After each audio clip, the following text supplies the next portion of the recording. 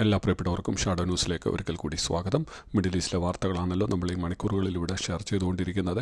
ഇപ്പോൾ രൂപപ്പെട്ടിരിക്കുന്ന ഏറ്റവും പുതിയ സംഭവ വികാസം ഇറാനിൽ നിന്നും ഇസ്രയേലിനെ ഇപ്പോൾ ആക്രമിച്ചിരിക്കുകയാണ്. ഇറാനിൽ നിന്നും ഏകദേശം 350 ബാലിസ്റ്റിക് മിസൈലുകളാണ് ഇസ്രയേലിലേക്ക് ഇറാനെ തൊടുത്തുവിട്ടിരിക്കുന്നത്. ഏറ്റവും പുതിയ റിപ്പോർട്ട് അതാണ് നമുക്ക് മനസ്സിലാക്കുവാനായിട്ട് സാധിക്കുന്നത്. 3 ഘട്ടമായിട്ടാണ് അത് ഇസ്രയേലിലേക്ക് വന്നത്. നമ്മുടെ പല വാർത്തകളിലും രണ്ട് ഘട്ടമായിട്ടെന്നൊക്കെ പറയുന്നുണ്ട്. എന്നാൽ യഥാർത്ഥമായിട്ട് നമുക്ക് കിട്ടുന്ന റിപ്പോർട്ട് 3 ഘട്ടമായിട്ടുള്ള ആക്രമണമായിരുന്നു. അത് ഏകദേശം 350 ബാലിസ്റ്റിക് മിസൈലാണ്. നിങ്ങൾ ബാലിസ്റ്റിക് മിസൈൽ ആകുമ്പോൾ ഒരു കാര്യം മനസ്സിലാക്കണം, വളരെ സ്പീഡും വളരെ കൃത്യതയും വളരെ പ്രഹരശേഷിയും ഉള്ളതായിട്ടുള്ള മിസൈലാണ്.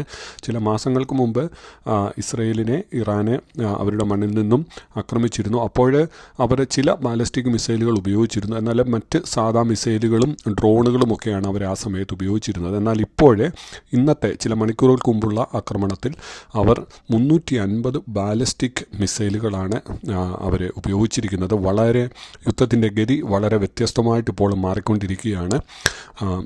വലിയൊരു എസ്കലേഷനിലേക്ക് പോകുവാനുള്ള എല്ലാ സാധ്യതയും ഇപ്പോൾ തെളിഞ്ഞിരിക്കുകയാണ്. ഇറാനെ നേരിട്ട് ഇസ്രായേലിനെ ആക്രമിച്ചതോടുകൂടി യുദ്ധത്തിൻ്റെ ഗതി മാറുവാനുള്ള എല്ലാ സാഹചര്യവും ഉണ്ടായിരിക്കുകയാണ്. കൂടുതൽ ഡീറ്റെയിലേക്ക് നമ്മൾ കടക്കുമ്പോൾ നമുക്ക് ഡീറ്റെയിലുകൾ വന്നു തുടങ്ങുന്നതേ ഉള്ളൂ. ഞാൻ തീർച്ചയായിട്ടും നിങ്ങളെ അപ്ഡേറ്റ് ചെയ്യുന്നതായിരിക്കും. ഇപ്പോൾ കിട്ടിയിരിക്കുന്ന റിപ്പോർട്ടുകൾ ഞാൻ നിങ്ങളോടൊപ്പം ഷെയർ ചെയ്യുകയാണ്. ഈ 350 ബാലിസ്റ്റിക് മിസൈലുകളും അവർ 3 ഘട്ടമായിട്ടാണ് ഇറാനിൽ നിന്നും അവർ തൊടുത്തത്.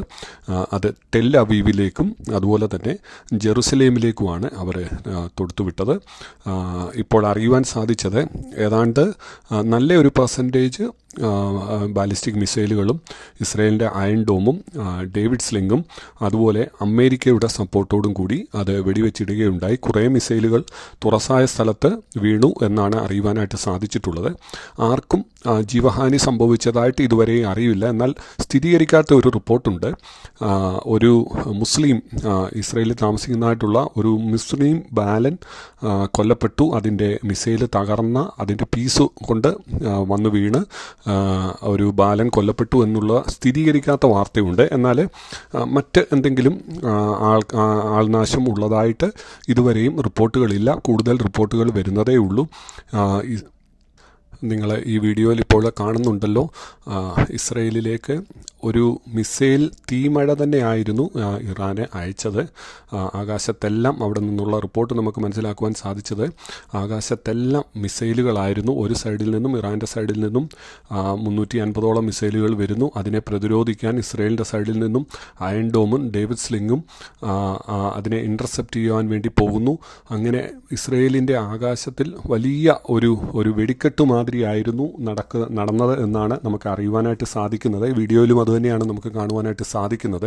പല സ്ഥലങ്ങളിലും മിസൈലുകൾ പൊട്ടിത്തെറിച്ച് അയൺ ഡോം വെടിവെച്ചിട്ടതായിട്ടുള്ള പീസുകൾ വീണ് പല ചെറിയ കേടുപാടുകൾ പല ഭവനങ്ങൾക്കും പല സ്ഥലത്തും ഉണ്ടായി എന്ന് അറിയുവാനായിട്ട് സാധിച്ചിട്ടുണ്ട്. ആളുകൾക്കെല്ലാം നേരത്തെ മുന്നറിയിപ്പ് നൽകിയിരുന്നു. അതുകൊണ്ട് അവരെല്ലാം ബോംബ് ഷെൽട്ടറുകളിലായിരുന്നു എന്നാണ് മനസ്സിലാക്കുവാനായിട്ട് സാധിച്ചത്. നമ്മുടെ പല മലയാളികളെയും കോൺടാക്റ്റ് ചെയ്യുവാൻ സാധിച്ചു. അവരൊക്കെ സുരക്ഷിതരായിട്ട് ഇരിക്കുന്നു എന്നാണ് നമുക്ക് അറിയുവാനായിട്ട് സാധിച്ചിട്ടുള്ളത്.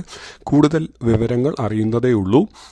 അത് ഏതാനും മണിക്കൂറുകൾക്കുള്ളിൽ തന്നെ നമുക്ക് എല്ലാ രീതിയിലുമുള്ളതായിട്ടുള്ള റിപ്പോർട്ടുകൾ വരുന്നതായിരിക്കും. തീർച്ചയായിട്ടും ഞാൻ നിങ്ങളെ അറിയിക്കുന്നതായിരിക്കും.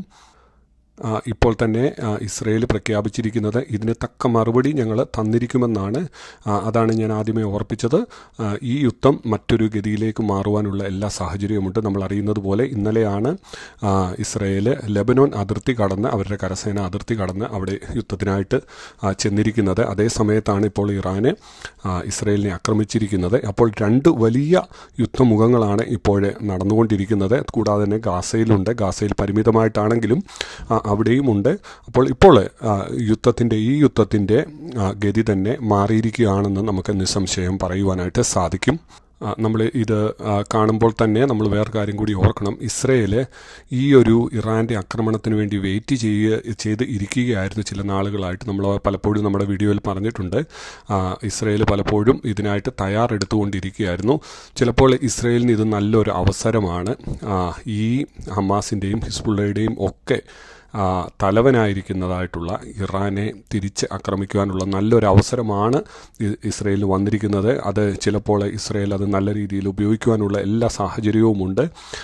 ഇപ്പോൾ അറിയുവാനായിട്ട് സാധിച്ചിട്ടുള്ളത് ഇസ്രയേലിൻ്റെ മറുപടി അവരുടെ ഇൻഫ്രാസ്ട്രക്ചറിലായിരിക്കും. ഓയിൽ പ്ലാന്റുകളെ, അതുപോലെ പവർ പ്ലാന്റുകളെ, ചിലപ്പോൾ അണ്വായുധ കേന്ദ്രങ്ങളൊക്കെ ആക്രമിക്കുവാൻ, അവരുടെ ഫെസിലിറ്റികളൊക്കെ ആക്രമിക്കുവാനുള്ള സാഹചര്യമുണ്ട്.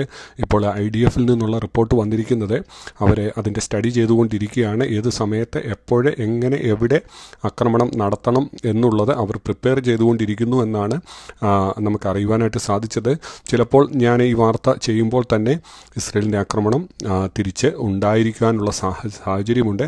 എന്തുതന്നെയായാലും ഏത് സമയത്തും ഏത് നിമിഷത്തിലും നമുക്ക് ഇസ്രയേലിൻ്റെ ഒരു ആക്രമണം, ഇറാൻ്റെ മേലുള്ള ഒരു ആക്രമണം നമുക്ക് പ്രതീക്ഷിക്കാം. അതിനിയും ഏത് തരത്തിലായിരിക്കും, എത്രമാത്രം ഭീകരമായിരിക്കും എന്നുള്ളത് മാത്രം നമുക്കിനി നോക്കിക്കണ്ടാൽ മതി. എന്നാൽ നമ്മൾ അതിൻ്റെ കൂടെ തന്നെ മറ്റൊരു കാര്യം കൂടി ഓർക്കണം.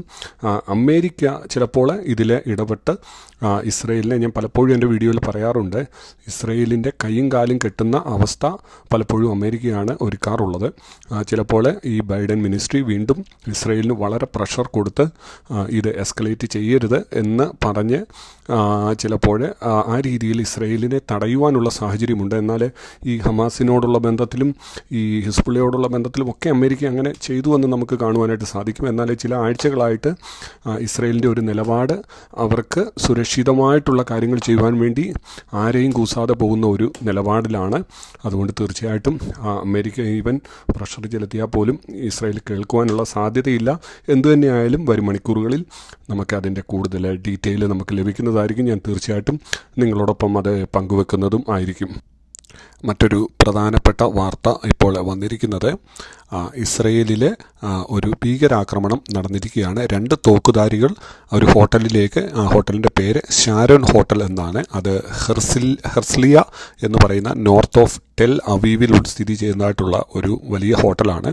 ആ ഹോട്ടലിലേക്ക് 2 തോക്കുധാരികൾ അതിക്രമിച്ച് കയറുകയും അവിടെ കണ്ണി കണ്ടവരെയൊക്കെയും വെടിവെക്കുകയുമായിരുന്നു. 8 പേർ മരിച്ചു എന്നാണ് ഏറ്റവും അവസാനമായിട്ട് കിട്ടിയിരിക്കുന്ന റിപ്പോർട്ട്. കൂടുതൽ വിവരങ്ങൾ വരുന്നതേ ഉള്ളൂ. അനേകം പേർക്ക് പരിക്കേറ്റിട്ടുണ്ട് എന്നാണ് അറിയുവാനായിട്ട് സാധിച്ചിട്ടുള്ളത്. കൂടുതൽ ഡീറ്റെയിൽ അറിയുന്നതനുസരിച്ച് ഞാൻ നിങ്ങളെ അറിയിക്കുന്നതായിരിക്കും. പാലസ്തീനിൽ നിന്നുള്ള 2 തീവ്രവാദികളായിരുന്നു എന്നാണ്, 2 തോക്കുധാരികളായിരുന്നു എന്നാണ് നമുക്ക് അറിയുവാനായിട്ട് സാധിച്ചിട്ടുള്ളത്. അതിൻ്റെ കൂടുതൽ ഡീറ്റെയിലുകൾ എനിക്ക് ലഭിക്കുന്നതനുസരിച്ച് ഞാൻ തീർച്ചയായിട്ടും നിങ്ങളെ അറിയിക്കുന്നതായിരിക്കും.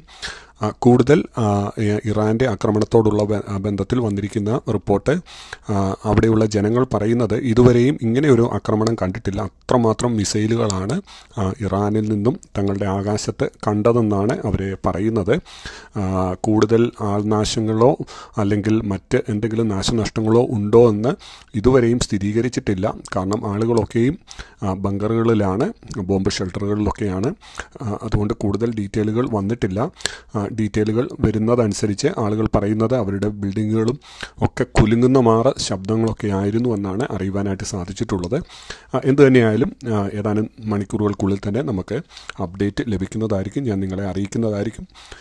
തീർച്ചയായിട്ടും നിങ്ങൾക്ക് എൻ്റെ വീഡിയോസും നിങ്ങൾക്ക് മറ്റ് ഇവിടെ പറയുന്നതായിട്ടുള്ള ഷെയർ ചെയ്യുന്നതായിട്ടുള്ള വിഷയങ്ങളും ഒക്കെ നിങ്ങൾക്ക് ഇഷ്ടപ്പെടുന്നുണ്ടെങ്കിൽ തീർച്ചയായിട്ടും നിങ്ങൾ കമൻറ്റ് ബോക്സിൽ വന്ന് കമൻറ്റ് രേഖപ്പെടുത്തണം. അതുപോലെ തന്നെ ഈ ചാനലിനെ സപ്പോർട്ട് ചെയ്ത് നിങ്ങൾ സഹായിക്കണം.